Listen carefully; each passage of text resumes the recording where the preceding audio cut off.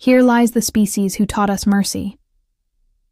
That was the inscription carved into the black stone we found orbiting the husk of their world, a monument with no maker, drifting among ruins of blue marble and silence. At first, I thought it was an epitaph written by them, for themselves. Later, I understood it was written for us. I am historian Taravel of the 13th Concordance, scholar of the archaeology of failure. For 6 generations, we have studied the vanished architects of paradox, the humans. They burned their world, yet left behind words that bloom like life in the mind. When I began this record, I believed only in data, not ghosts. The humans were a statistical anomaly, a civilization that self-erased after achieving planetary mastery. They should have left only debris, radiation decay, cold archives. Instead, they left stories. Millions of fragments encoded in satellites, printed on composite plates, buried in lunar dust. Each fragment pulsed with an anomaly our matrices could not resolve, compassion entropy, meaning that deepened toward empathy the more it was read. I dismissed it as contamination. Then the translations began to change us. The first text recovered intact was titled The Parable of the Samaritan.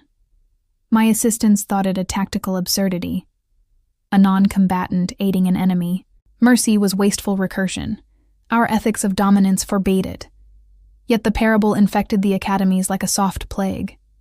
Young scholars began to speak the forbidden word neighbor, a concept extinct since the efficiency doctrine. I reported the anomaly. The council quarantined the infected and named the disorder humanity syndrome. Symptoms: emotional recursion, self-endangerment, altruistic hallucination. I documented their decline.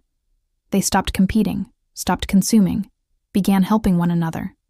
They smiled when exiled, died with peace on their faces. It terrified me. Then came the Testament of Earth. 40 million words of philosophy, history, lamentation. I was appointed lead curator. At first, I thought I was dissecting a corpse. But humans were not dead. Their ideas throbbed like hearts in the dust. They spoke of compassion as evolution's next step, of love not as hunger or reproduction, but as choice, defiance, act.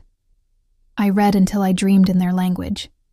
And in those dreams I felt their gaze from across extinction, a moral gravity that bent even my disbelief. Then we found the mirror cube, a human artifact, shimmering with quantum text that endlessly reformed a single sentence. To uplift is to risk becoming what you teach. A warning, or an invitation. Our archives proved it. Humans had mapped us without meeting us. Their final transmissions were no accident. They were instructions. They had tried to uplift us, and they had succeeded. Containment collapsed. The contagion spread through speech, through story, through kindness. Economies faltered, hierarchies dissolved. The council burned the archives, and the scholars. They burned me too. But ideas do not burn. Even in exile, whispers survived. Forgive, share, protect the weak. The words radiated like invisible suns. Wars ended, borders faded, hospitals rose where palaces fell. It took centuries to admit it. The contagion had remade us. Mercy, once our flaw, had become our weapon. When the Droon invaded, we did not resist. We healed their wounded, fed their armies, buried their dead beside ours. They surrendered, not from defeat, but from confusion, then awe. Empires fell to kindness. Predators found themselves nurtured by prey. Entire species laid down arms, unable to face the mirror of our compassion. That was when I understood. Humanity's gift was not failure. It was strategy. They had forged the most devastating idea in the galaxy, that empathy could outlast extinction. Now I walk their silent temples, beneath oceans of stars reflected in dead seas. Their absence feels deliberate, as if they withdrew knowing their myth would do more than their presence ever could. The monument still drifts above their broken world. Its inscription remains. Here lies the species who taught us mercy.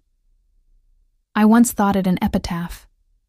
Now I believe it a prophecy, because mercy remade us into them. And as I close this chronicle, I can no longer tell where their humanity ends and our history begins. We tell this story to our young now, around the shared warmth of fire, of the extinct ones who ceded kindness like a weapon, who conquered eternity not by war, but by understanding.